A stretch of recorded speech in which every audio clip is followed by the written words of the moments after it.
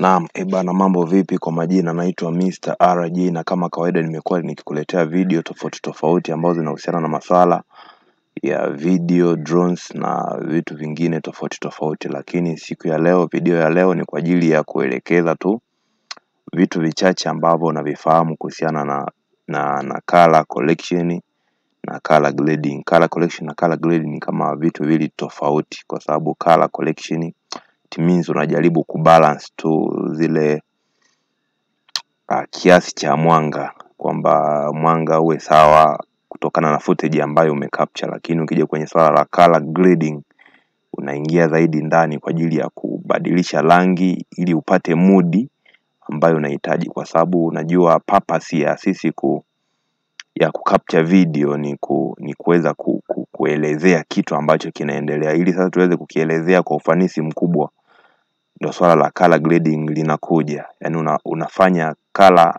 grading kwa lengo la kumfanya mtu apate zile hisia au apate ile message ambayo umekusudia mtu aipate. Kwa mfano kama mtu yupo jangwani, tunaona hata kwenye movie unaona kabisa watu wameedit rangi zinakuwa ni katika high temperature, yani unaona wekundu. Kwa hiyo nakufanya hata unapoangalia movie unahisi ule ukame ule. Lakini tunaona pia kama video labda ni katika maeneo ya barafu, unakuta movie imetengenezwa yani imekaa ni bluish fulani.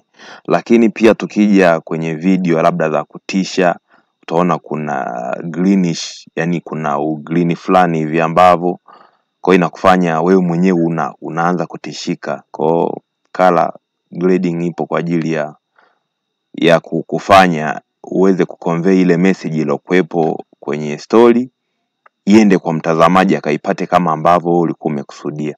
Basi bila kupoteza muda, hii hapa footage yangu nimeicapture ni katika flat profile, katika log profile ambayo ni S-Log2, lakini nimeshuti ni S-Log2 alafu S-Gamut, lakini katika S-Log2 kwa kamera ya Sony. Kwa sasa nitaenda kujaribu kufanya color collection na color grading. Bila shaka unaweza ukaambulia kitu wewe pia ambacho unaweza ukakitumia. Nitatengeneza adjustment layer hapa, naamini ambao tunatengeneza kwa kuja hapa chini kwenye new item, adjustment layer. Hiyo hapo unabonyeza okay, alafu click drag hapa kwenye timeline, tunaiweka juu ili kila kitu ambacho tuta apply hapo kiweze kutokea pia kwenye video. Basi kitu cha kwanza kabisa sasa, hii hapa kama ambavyo nimesema ni S-Log2. S-Log2 ni log profile. Sasa hizi logi manake unashuti video katika color ambayo yani unakuwa huoni, yani katika profile, color profile au picture profile ambayo contrast inakuwa chini sana, lakini pia rangi zinakuwa chini sana, kwa maana ya kwamba ili uje upata flexibility kwenye post production, kwa maana ya kwamba ukishatoka location ili upate uwanja mpana wa kufanya changes ili video uipate kama ambavyo ungependa uipate.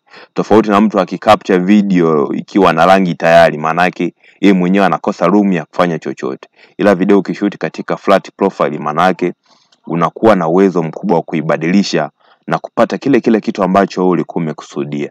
Sasa kama ambavyo nimesema, hii ni logi. Sasa kuna yani workspace ambayo tunafanyia kazi hapa inaitwa Lake 709, yani ile ambayo huwa tunatumia under normal condition. Sasa kuna preset za kubadilisha hii logi kwenda kwenye Lake 709 ambavyo kwa Sony wanazo LUTs, wanazo LUTs ambazo ukiweka inaibadilisha hiyo video inaingia kwenye Lake 709. Kwa mimi nita apply hiyo LUT yangu hapo, alafu ndo nitaanzia hapo kufanya color collection na color grading. Kama kutakuwa na swali katika hili swala la ambalo nimezungumza hapa, unaweza kauliza kwenye comment section ili nisipoteze muda. Basi nitaenda hapo kwenye Lumetri, kwenye basic collection.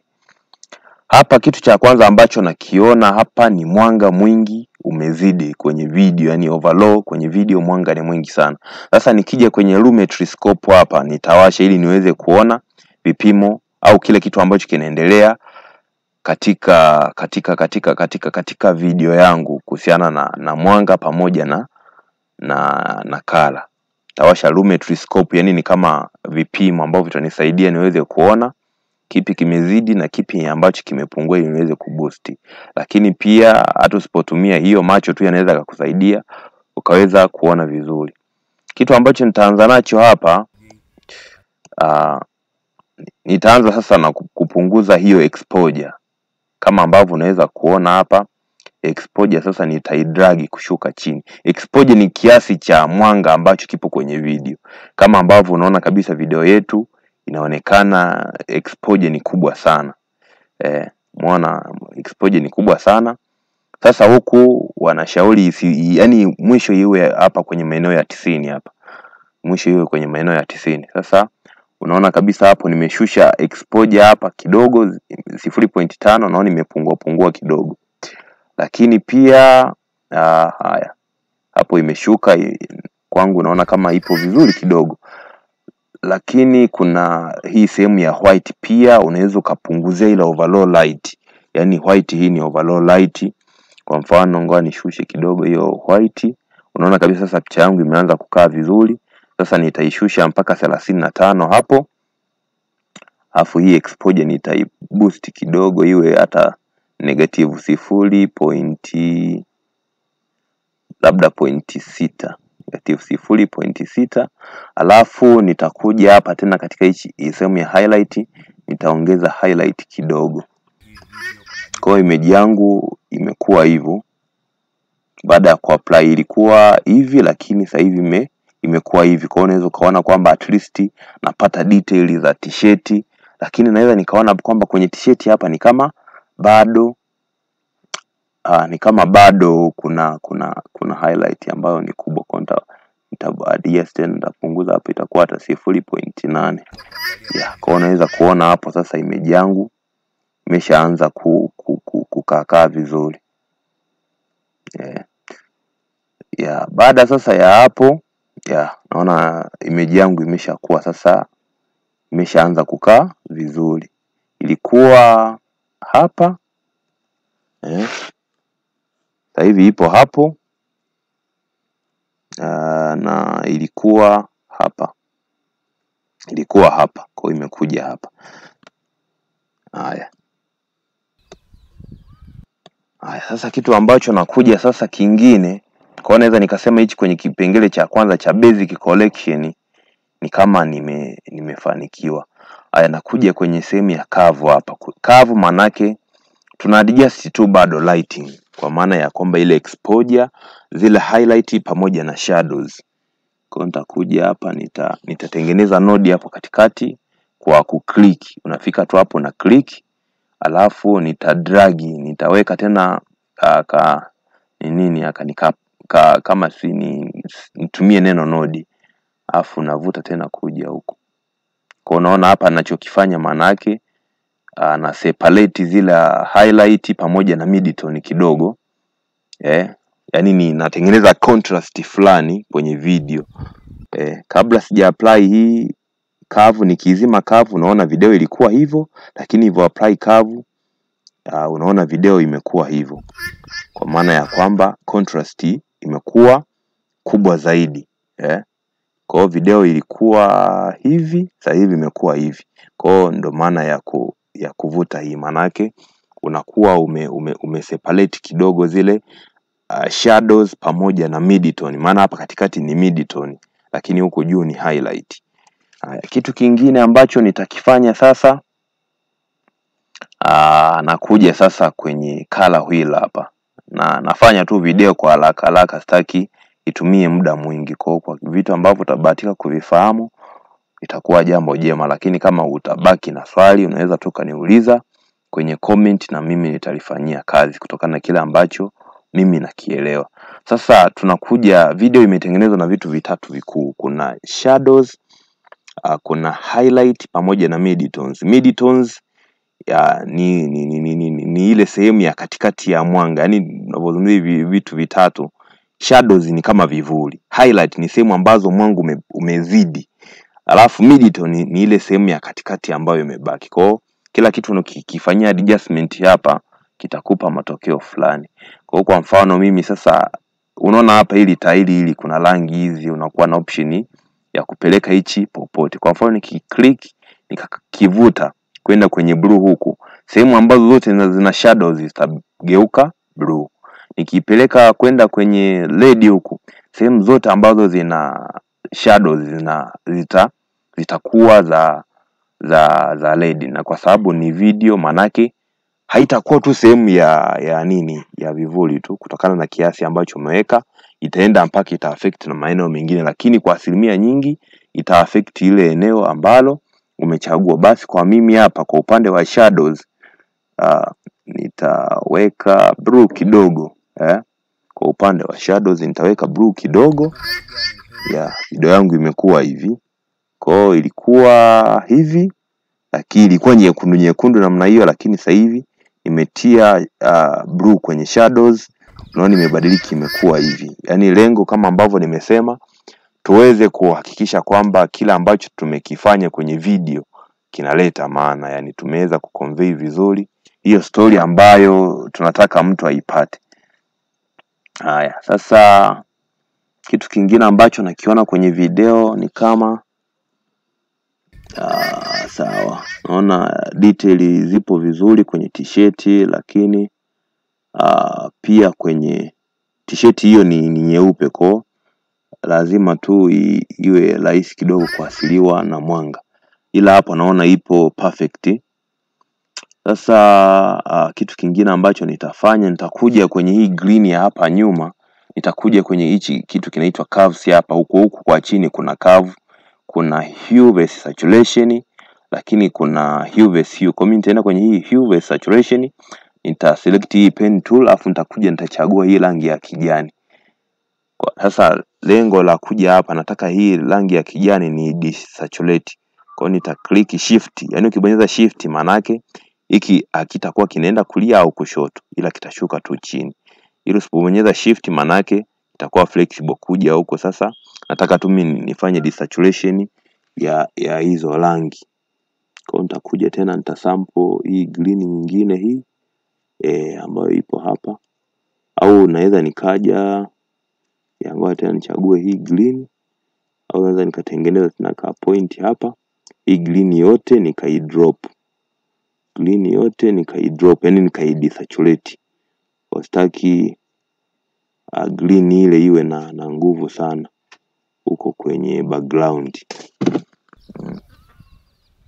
Kwa nitakuwa na clip yangu imekaa namna hiyo. Kwa nikizima ilikuwa hivi video, lakini sasa hivi ipo hivi. Haya, sasa nakuja tena kwenye color wheel hapa. Nitakuja kwenye highlight, nitaangalia tena niweke kitu gani kwenye highlight. Nitakuja hapo kwenye midtones, nijaribu tena kwenye midtones.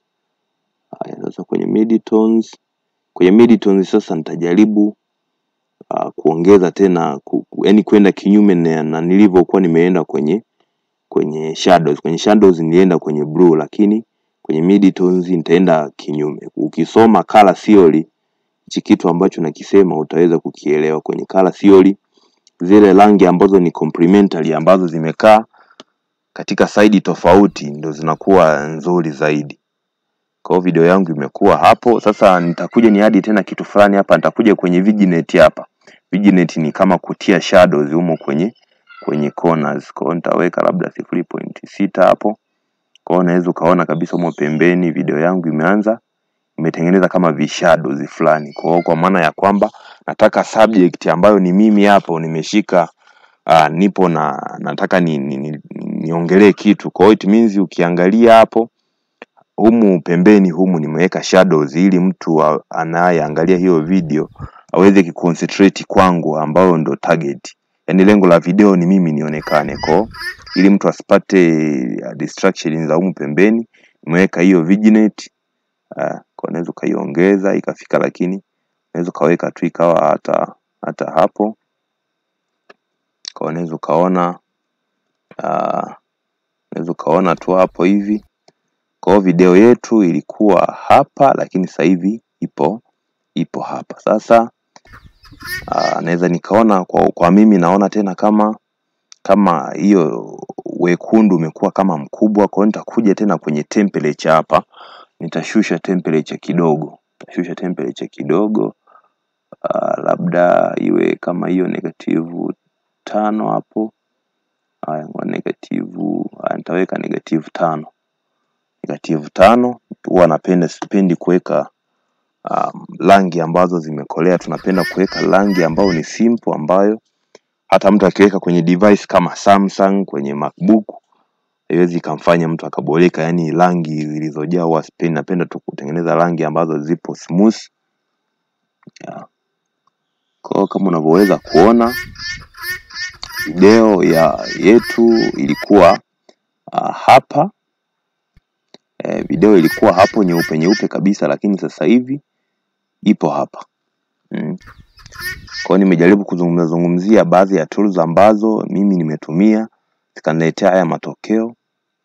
Kwa hiyo pia unaweza ukaona sasa kulingana na video yako ilivyo, ukapita humo na ukaweza kupata hichi kitu. Kwa hiyo video simaanishi kwamba, lakini at least imesha kuwa kitu ambacho tayari ni usable, tofauti na ilivyokuwa mwanzo. Kwa sasa kama kuna swali lolote, nimeassume kuna vitu vingine unavifahamu. Kama nimekuacha kwa vyovyote, basi unaweza tu kaniuliza kwenye comment, na mimi nitaweza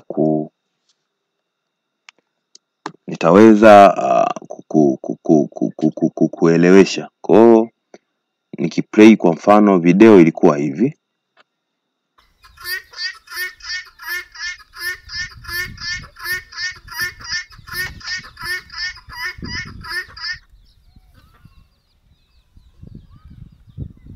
Haya. Sasa hivi video imekuwa hivi.